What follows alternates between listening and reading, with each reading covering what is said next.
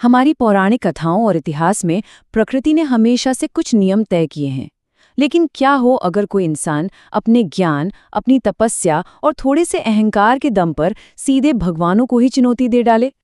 आज के इस विश्लेषण में हम उन शासकों की बात करेंगे जिन्होंने देवताओं के बनाए नियमों पर सवाल उठाए और कुछ ऐसा करने की कोशिश की जो किसी इंसान के लिए कभी सोचा ही नहीं गया था।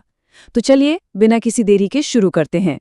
एक बड़ा ही दिलचस्प सवाल है, क्या कोई जिंदा इंसान अपने इसी भौतिक शरीर के साथ स्वर्ग जा सकता है?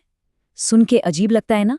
लेकिन ये सिर्फ कोई कोरी कल्पना नहीं है, बल्कि उन 3 प्राचीन कथाओं की नींव है जिन पर आज हम चर्चा करने वाले हैं।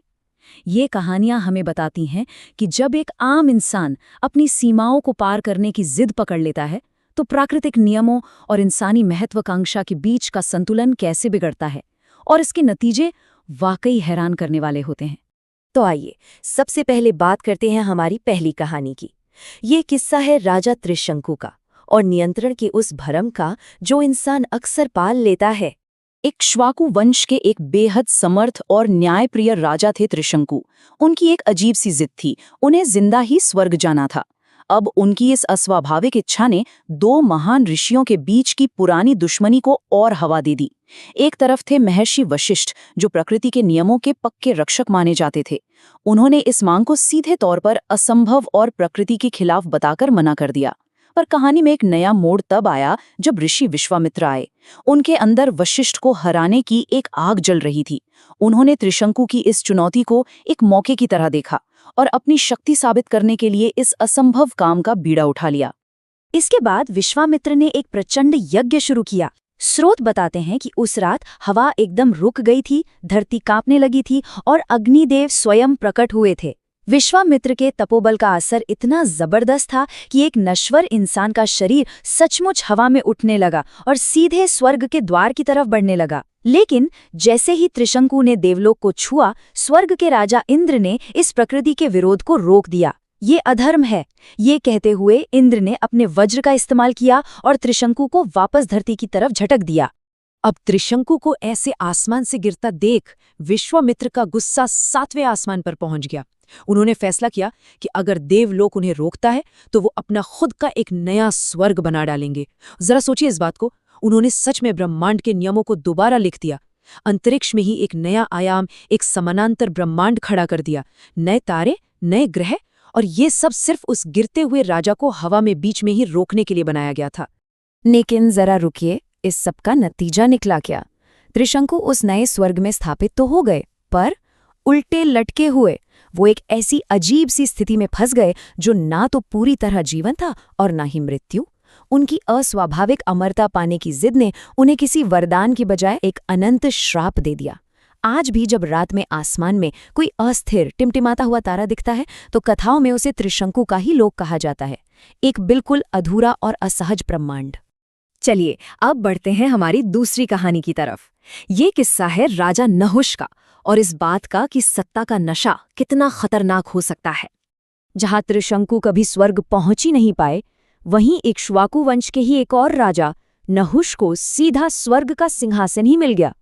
दरअसल जब इंद्र को ब्रह्म हत्या के डर से स्वर्ग छोड़ना पड़ा था, तब देवताओं ने एक इंसान को इस सर्वोच्च पद पर बैठाने का फैसला किया।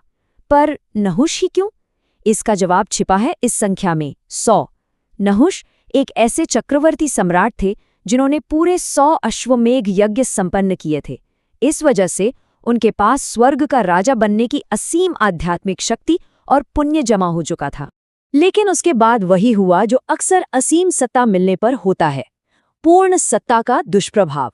कुछ ही दिनों में उस शक्ति का नशा नहुष के दिमाग पर हावी होने लगा। उनका सारा तेज और पवित्रता भयंकर अहंकार में बदल गई। अपने धर्म को भुलाकर स्वर्ग के नए राजा ने सीधे इंद्र की पत्नी देवी शची को अपनी रानी बनाने की अनुचित मांग कर डाली। और अहंकार की हद तो तब पार हो गई जब उन्होंने अपनी पालकी उठाने के लिए स्वर्ग के सबसे पवित्र ऋषियों को मजबूर कर दिया। अहंकार की उस चरम सीमा को जरा कल्पना कीजिए।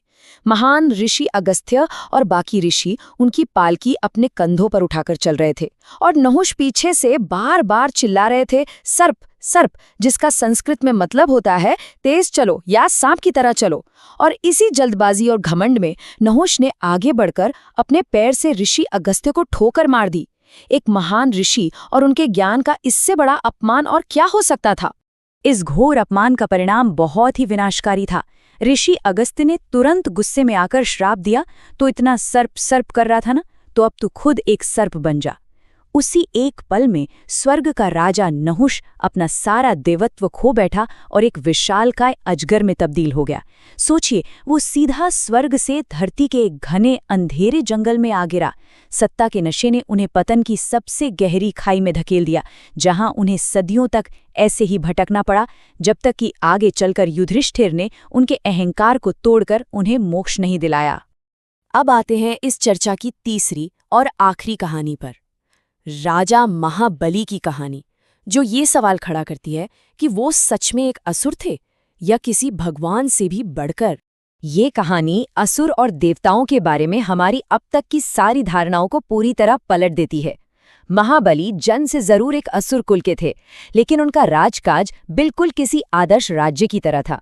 उनके राज्य में कोई भी इंसान कभी भूखा नहीं सोता था और हर व्यक्ति को अपने जीवन पर गर्व था। लेकिन दिक्कत तब शुरू हुई जब महाबली ने अपनी शक्ति का विस्तार करते हुए स्वर्ग पर आक्रमण किया और इंद्र को हरा दिया। घबराए हुए देवता दौड़कर भगवान विष्णु के पास गए और इस बेहद शक्तिशाली पर धर्मप्रिय राजा को रोकने की गुहार लगाई। विष्णु जी बहुत अच्छे से जानते थे कि महाबली कोई आम पापी असुर नहीं है जिसे युद्ध में मारा जा सके, इसलिए उन्होंने एक अलग रास्ता चुना, वामन अवतार। एक छोटे से बौने ब्राह्मण भिक्षुक का रूप धारण किया और महाबली के यज्ञ में पहुंच गए।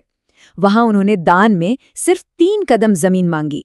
महाबली के गुरु शुक्राचार्य ने उन्हें चेतावनी भी दी कि ये पक्का विष्णु का कोई छल है, पर महाबली ने अपनी आदत के अनुसार बड़े ही गर्व और उदारता से ये छोटी सी मांग मान ली।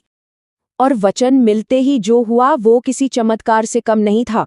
वो छोटा सा वामन आकार में बढ़ता ही चला गया और देखते ही देखते एक विशाल ब्रह्मांडीय रूप धारण कर लिया। अपने पहले ही कदम से वामन ने पूरी पृथ्वी को नाप लिया। दूसरे कदम से पूरा आकाश और स्वर्ग उनके कदमों के नीचे आ गया। अब तीसरे कदम के लिए इस ब्रह्मांड में कोई जगह बची ही नहीं थी। तब महाबली ने बिना किसी हिचकिचाहट के अपना खुद का सिर आगे कर दिया और मुस्कुराते हुए कहा कि प्रभु, अपना तीसरा कदम आप मेरे सिर पर रखिए। इस कहानी का जो अंत है वो वाकई बिल्कुल हैरान करने वाला है। सबको लग रहा था कि महाबली को उनके दुस्साहस के लिए बहुत कठोर सजा मिलेगी, पर असलियत में क्या हुआ? विष्णु जी महाबली के इस पूर्ण समर्पण और सत्यनिष्ठा से इतने प्रसन्न हुए कि उन्होंने कोई श्राप नहीं दिया। इसके बजाय उन्हें पाताल में सुतला लोक का राजा बना दिया। और सबसे चौंकाने वाली बात पता है क्या थी? विष्णु जी स्वयं उस असुर राजा के द्वारपाल यानी उनके रक्षक बन गए। तो आइए इन सबको एक साथ जोड़कर देखते हैं। आखिर क्या है ये सबसे बड़ा श्राप, अहंकार या प्रकृति का नियम? इन तीनों प्राचीन कथाओं पर अगर हम गौर करें तो एक बात बिल्कुल साफ हो जाती है कि इंसान का अंत कभी भी दैवीय प्रकोप से नहीं बल्कि उसके खुद के अनियंत्रित अहंकार से होता है। त्रिशंकु की बात करें तो उन्होंने शारीरिक अमरता के लिए प्रकृति से पंगा लिया और नतीजे में अनंत काल तक आसमान में अटके रह गए। नहुष के अंदर असीम सत्ता पाने की भूख थी जिसने उनकी नैतिकता को पूरी तरह बिगाड़ दिया और उन्हें एक सांप बनने पर मजबूर कर दिया। लेकिन महाबली का रास्ता बिल्कुल अलग था। उनका रास्ता पूर्ण समर्पण का था। उन्होंने नियम जरूर तोड़े थे पर अहंकार से नहीं, और इसलिए उन्हें अनंत काल के लिए ईश्वर का साथ मिल गया। आज के इस विश्लेषण को हम एक आखिरी पर बहुत ही गहरे सवाल के साथ छोड़ते हैं। जब भी कोई नश्वर इंसान भगवान बनने की कोशिश करता है तो क्या सच में ब्रह्मांड के नियम टूटते हैं या फिर सिर्फ इंसान का अपना विवेक और मानसिक संतुलन बिखर जाता है?